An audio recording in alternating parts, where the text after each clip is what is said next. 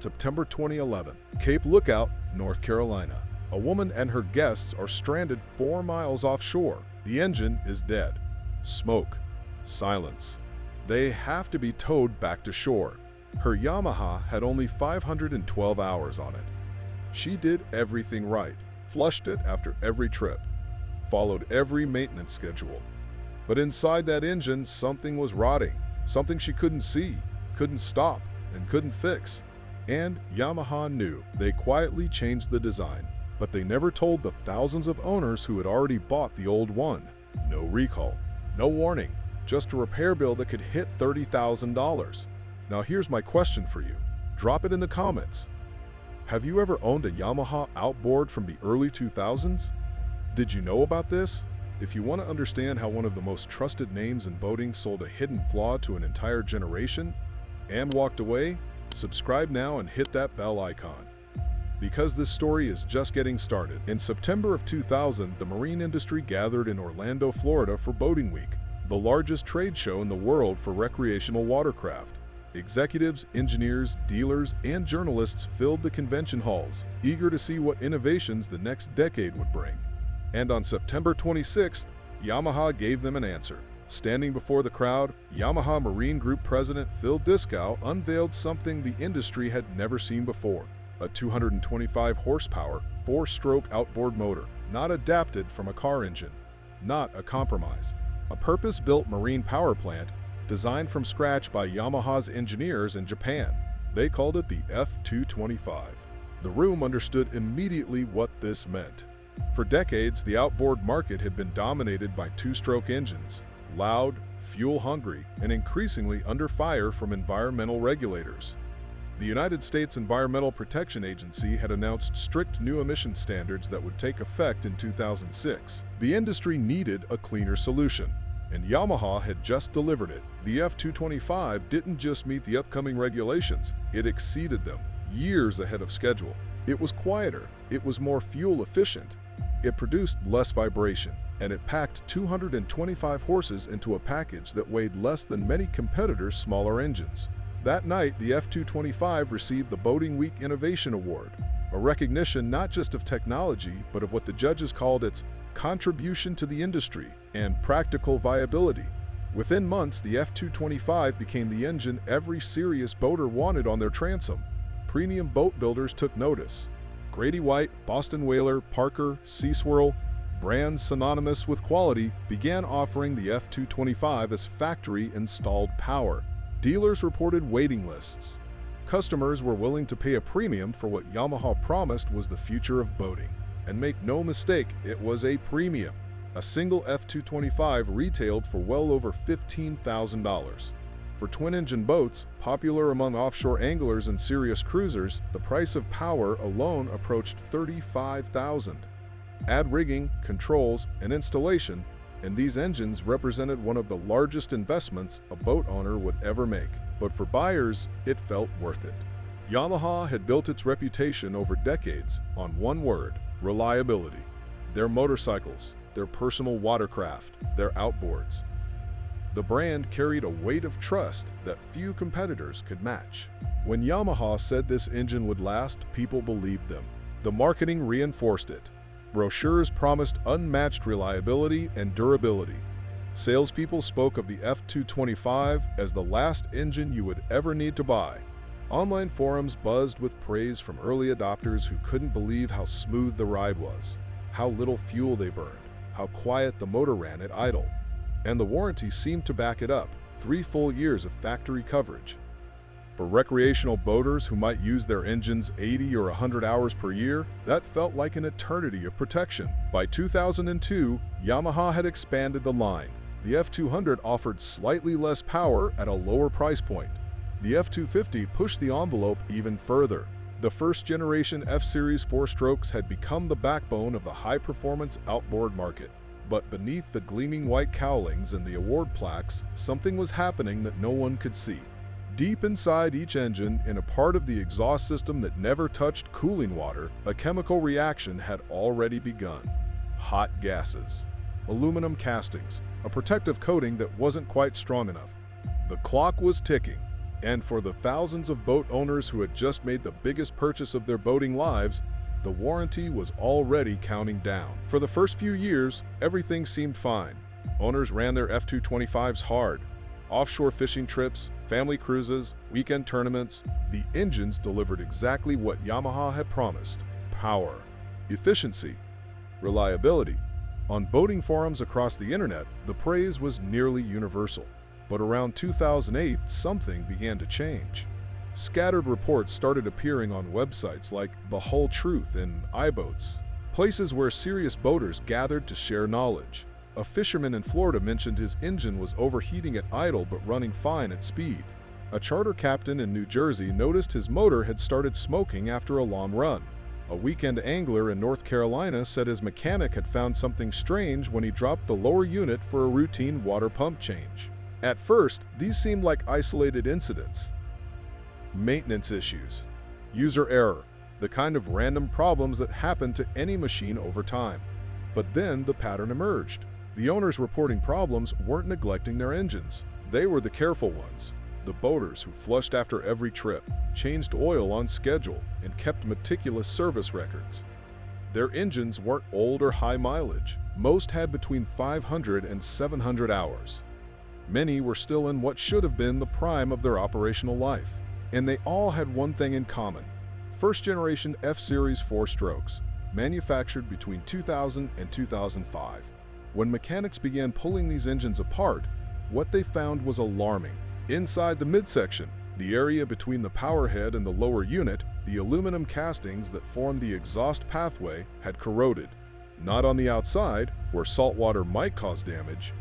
On the inside, in a part of the engine called the dry exhaust, a passage designed to carry hot exhaust gases down through the motor and out through the propeller hub. No cooling water ever touched this area. No amount of flushing could reach it.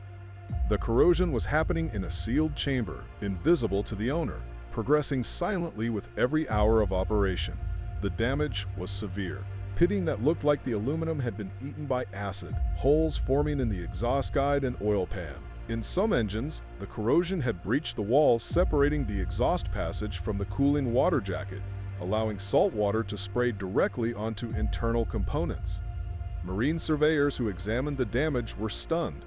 Rainier Vanderherp, a surveyor in New Jersey, told Boat US magazine that he had personally inspected more than a dozen ruined engines in his area alone. The failure isn't outwardly visible, he reported, but the engine may lose power and begin to smoke.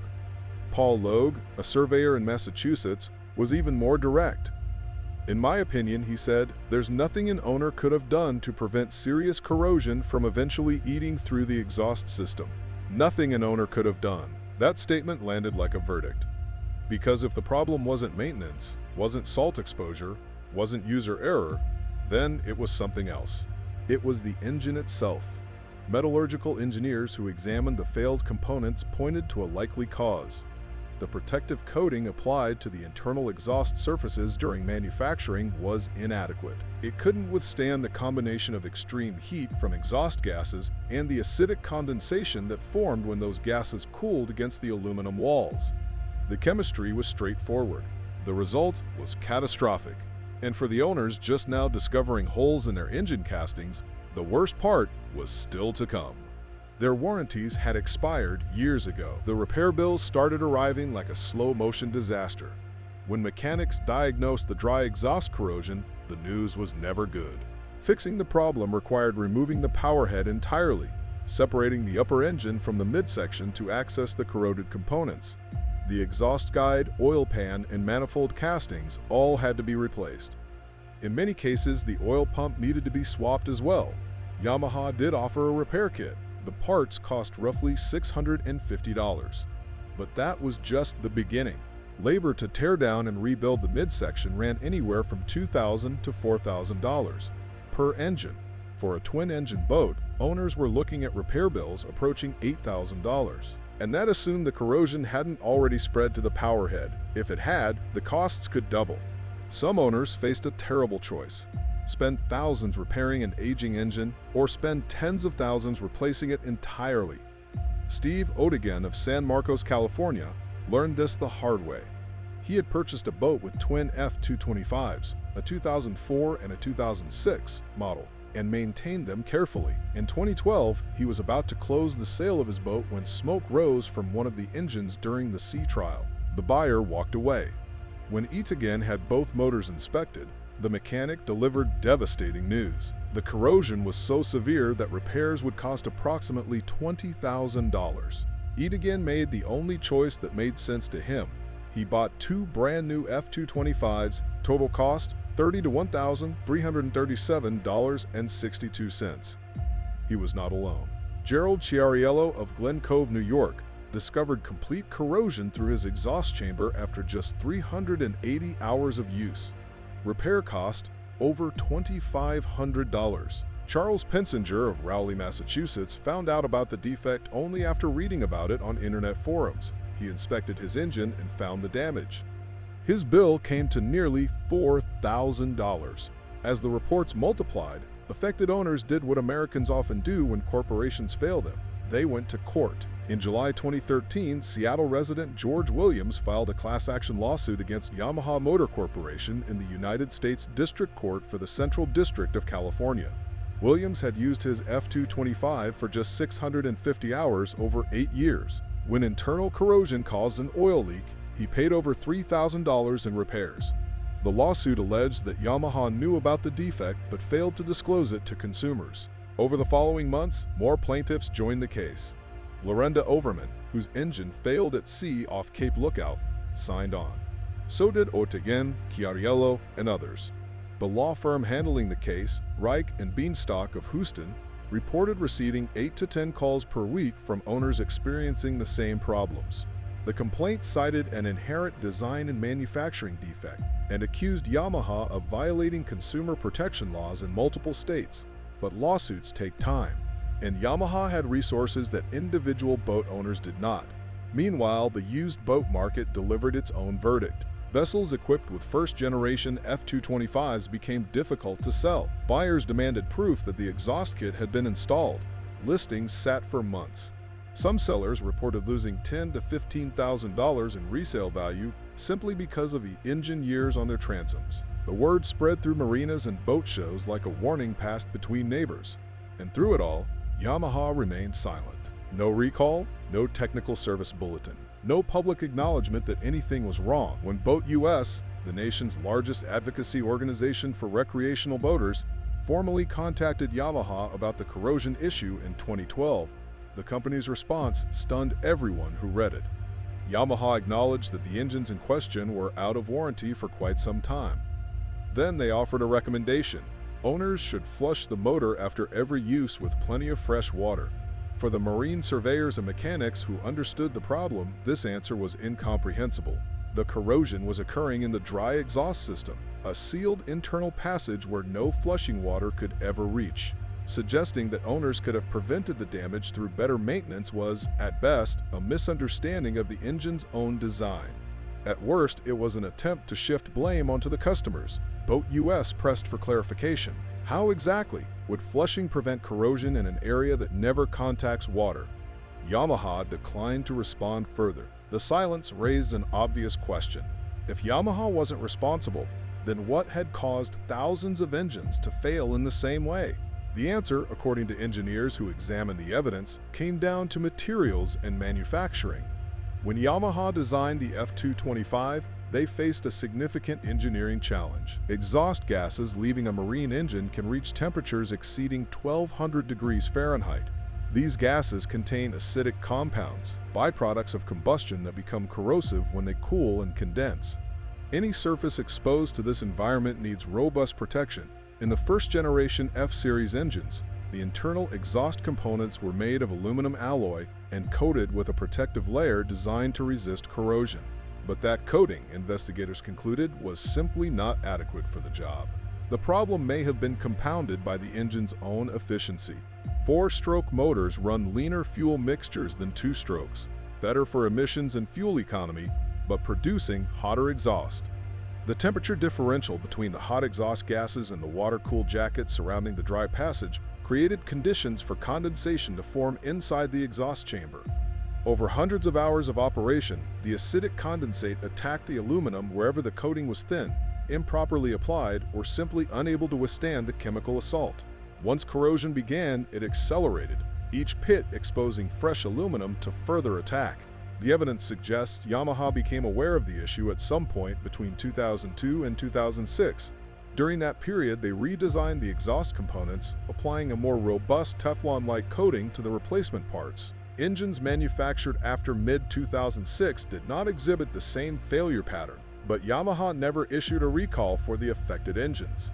No technical service bulletin warned owners or dealers. The company simply began selling improved parts to customers whose engines had already failed, and charging them for the privilege. In the automotive industry, this approach would be unthinkable. When car manufacturers discover latent defects, they issue recalls regardless of warranty status. Toyota recalled vehicles for floor mat issues years after sale. General Motors recalled cars with defective ignition switches more than a decade after production. The marine industry operates differently. The United States Coast Guard oversees boat and engine recalls, but enforcement is far weaker than the National Highway Traffic Safety Administration provides for automobiles. Yamaha faced no regulatory pressure to act. The class action lawsuit, which had given owners hope for accountability, ultimately failed. In 2017, the Ninth Circuit Court of Appeals upheld dismissal of the case, not because the defect was disproven, but because plaintiffs could not establish exactly when Yamaha knew about the problem. The legal system had spoken, and Yamaha had won. But in marinas and repair shops across the country, the engines kept failing. In the years that followed, the boating community did what Yamaha would not. They warned each other. On forums like The Whole Truth, Classic Parker, and Grady White owners groups, detailed threads documented the problem, shared photographs of corroded components, and advised fellow boaters on how to inspect their engines. Mechanics posted step-by-step guides for checking the dry exhaust area during routine water pump changes. Buyers learned to ask one question before purchasing any boat with early F-Series power. Has the exhaust kit been installed? The repair kits themselves became a kind of currency in the used boat market. Engines that had been rebuilt with the updated components commanded higher prices. Those that hadn't carried an invisible asterisk, a future expense that every informed buyer factored into their offer. For the owners who caught the corrosion early and paid for repairs, the story often ended well. The redesigned parts performed as they should. Many of these engines went on to run for another 1,000 hours or more without major issues. The fundamental design of the F225, its powerhead, its fuel system, its electronics, remained sound. It was only that one hidden flaw, buried deep in the midsection, that had betrayed them. But for those who discovered the damage too late, the outcomes were far grimmer. Some owners found corrosion so severe that it had breached into the cooling passages, spraying salt water onto bearings and electrical components. Others discovered holes in their oil pans, leading to catastrophic lubrication failures. A few experienced complete engine seizures while underway, stranded miles from shore with no warning and no recourse. The financial toll stretched into the tens of millions of dollars across the affected population. But the deeper cost was something harder to measure: trust. Yamaha had built its reputation on reliability. For generations of boaters, the brand name itself was a promise. That promise had been broken, not by a random manufacturing defect on a few unlucky units, but by a systematic design flaw that affected an entire product line over multiple model years. And when customers came forward seeking help, Yamaha pointed to expired warranties and suggested they should have flushed more often. Today, the first-generation F225 remains in service on boats across the country. Many have been repaired. Some continue to operate on borrowed time, their owners unaware of what may be happening inside. The engines still fetch modest prices on the used market, a few $1,000s for units with high hours or unknown exhaust status. Yamaha, for its part, has moved on. The company continues to dominate the outboard market, earning customer satisfaction awards year after year. Their newer engines, built on different platforms with improved materials, have not exhibited the same corrosion issues. The F225 flaw has faded from headlines, replaced by newer controversies and fresher concerns. But in the memory of those who lived through it, the lesson remains. The marine industry operates on faith. Boat owners cannot inspect every internal component before purchase. They cannot test every coating for chemical resistance. They must trust that manufacturers have done their jobs, that the engines they buy will perform as promised for a reasonable lifetime. When that trust is violated, there is often no remedy. Warranties expire, lawsuits fail. Companies issue carefully worded statements that admit nothing. What remains is the knowledge shared between boaters, whispered warnings in marina parking lots, cautionary posts on late-night forums, hard-won wisdom passed from one generation of owners to the next. Yamaha never fixed the engineering flaw in those early engines, but the boating community fixed something else. They learned to protect each other, and sometimes that is the only justice the water provides.